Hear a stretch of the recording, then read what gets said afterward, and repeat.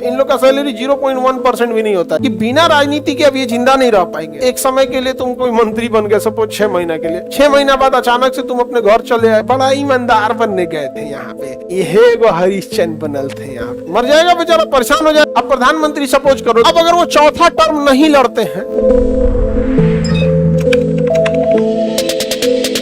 सबका अलग अलग प्रोटोकॉल होता है। जैसे अगर आप मंत्री है ना और आपको सपोज कीजिए यहाँ से दिल्ली जाना है, तो आपका जो एलओ होगा, लाइजनिंग ऑफिसर एलओ, वो तुरंत पटना एयरपोर्ट को इन्फॉर्म करेगा प्रोटोकॉल ऑफिसर से।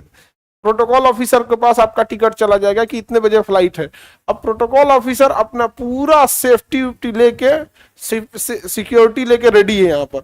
अब जो आपके साथ सिक्योरिटी थी, हथियार तो नहीं ले जा सकते जहाज में, तो यहाँ तक रहेगी आपकी सिक्योरिटी, एयरपोर्ट पे ड्रॉप करेगी, और वहां का जो प्रोटोकॉल ऑफिसर है और सिक्योरिटी इंचार्ज है, पूरा बंदूक लेके आपको जहाज में बैठाएगा। जैसे जहाज में बैठ जाएगा ना, पटना एयरपोर्ट वाला दिल्ली एयरपोर्ट के प्रोटोकॉल ऑफिसर को फोन करेगा, फलाना मंत्री जी जा रहे हैं इस फ्लाइट से यहाँ पे। अब उनका सिक्योरिटी तो यहीं उतार लिया लोग अब वहां जैसे उतरेंगे ना, वहां उनको छोड़ा जाएगा। जहाज में उतरने से पहले सैल्यूट किया जाएगा, यस सर, जय हिंद सर, मंत्री जी निकलेंगे।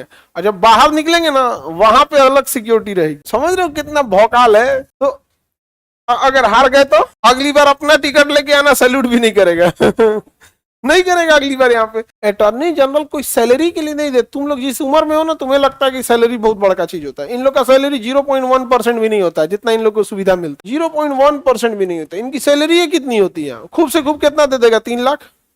राष्ट्रपति को 5 लाख दे रहा है, नहीं समझे? 5 लाख राष्ट्रपति को दे रहा है। अब बताओ, सैलरी बड़ी चीज है। उतना बड़ा बंगला दे रहा है, गाड़ी दे रहा है, गार्ड दे रहा है, हर एक चीज दे रहा है, हर सुविधाएं दे रहा है, फ्लाइट टिकट दे रहा है, डिप्लोमेटिक पासपोर्ट मिल रहा है। डिप्लोमेटिक पासपोर्ट में चेकिंग वगैरह नहीं होता है। एयरपोर्ट पे अलग रास्ता होता है इन लोग के जाने आने के लिए। भीड़ में गिचाइन में नहीं जाते हैं लोग यहाँ। एयरपोर्ट का अलग रास्ता वगैरह, सारी फैसिलिटीज अलग होती है। इतनी ये सुविधाएं देख लिए होते हैं कि बिना राजनीति के अब ये जिंदा नहीं रह पाएंगे। ऐसी ऐसी सुविधाएं मिल जाती हैं। अब सोचो, तुम ही समझो कि तुम एक समय के लिए तुम कोई मंत्री बन गए, सपोज 6 महीना के लिए। अब तुम्हारे मम्मी पापा आ रहे हैं, तो उनको गाड़ी खोलने के लिए कोई है, पूरा वीआईपी व्यवस्था, 2 गार्ड है, ये लगा हुआ है। ट्रेन में गए तो वहां पे पूरा, तुम ट्रेन में हो, बाहर गार्ड खड़े हो। सो यहाँ से दिल्ली तक जाओगे तो पूरा साथे जाएंगे लोग ट्रेन में। फ्लाइट में है तो फिर फ्लाइट में साथ नहीं जा सकते, लेकिन एयरपोर्ट वाला दे रहा है यहाँ पर। 6 महीना बाद अचानक से तुम अपने घर चले आए, तो घर वाला पूछेगा सब ना, नहीं समझा गया? बड़ा ईमानदार बनने गए थे यहाँ पे, चलते गए मंत्री पद यहाँ पे, नहीं समझा गया? पत्नी बियाह हो चुका रहेगा तो पत्नी 4 गो सुलाएगी।